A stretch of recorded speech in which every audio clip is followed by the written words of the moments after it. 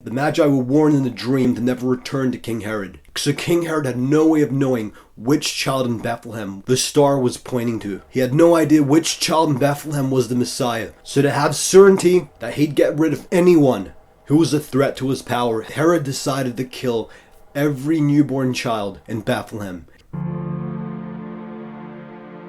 He ordered his men to kill every newborn child in Bethlehem. Thankfully, thank God, Joseph was visited by an angel, and thanks to this heavenly presence, Joseph, Mary, and Jesus escaped the slaughter that came by King Herod's men. All the infant children of Bethlehem died. And to express this pain of all the infant children in Bethlehem being slaughtered, Matthew's Gospel quotes the words of Jeremiah.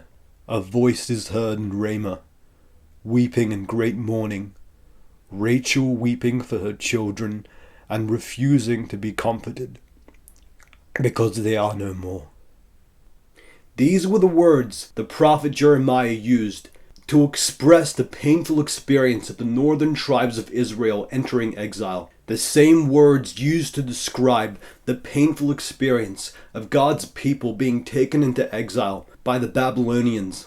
And these words are also being used to describe the painful experience of the infant children of Bethlehem being slaughtered by King Herod's men. The same words are being used to describe these two painful experiences that take place hundreds of years apart, and yet the same words are being used to describe these two separate events, implying that these two separate events, these two separate experiences are not so separate. I believe that the same words being used to describe these two painful experiences that take place hundreds of years apart, I believe the Holy Spirit is telling us that these two painful experiences are directly connected. I believe the Holy Spirit is showing us that the painful experience of King Herod killing every infant child in Bethlehem, this painful experience, this heartbreaking experience, happened because God's people were taken into exile hundreds of years earlier. The consequence of God's people entering exile was that the descendants of King David were in exile. So the throne of David disappeared from the earth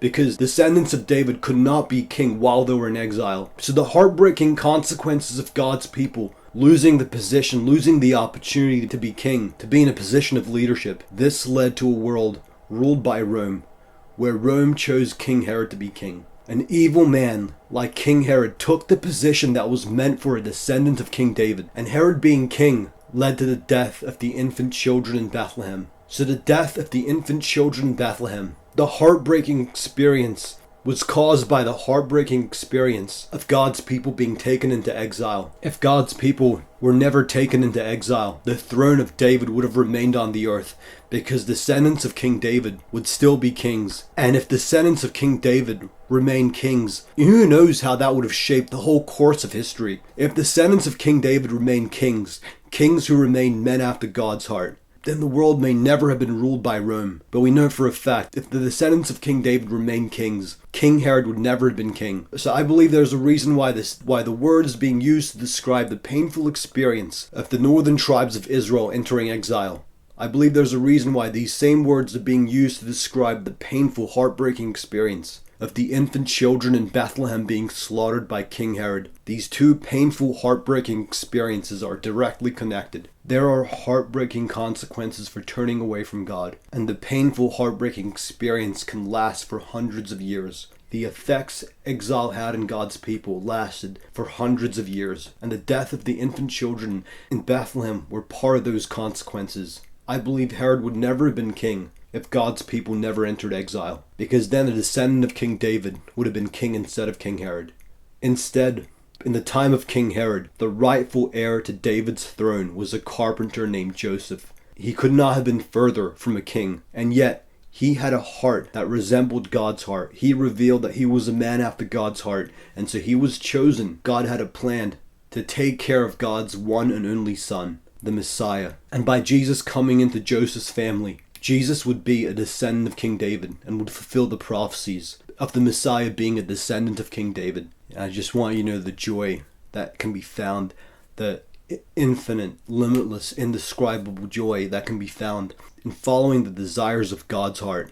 that there is more satisfaction in following the desires of God's heart than following what's in your own heart. So thank you so much for watching. I really appreciate it, and I look forward to seeing you next time.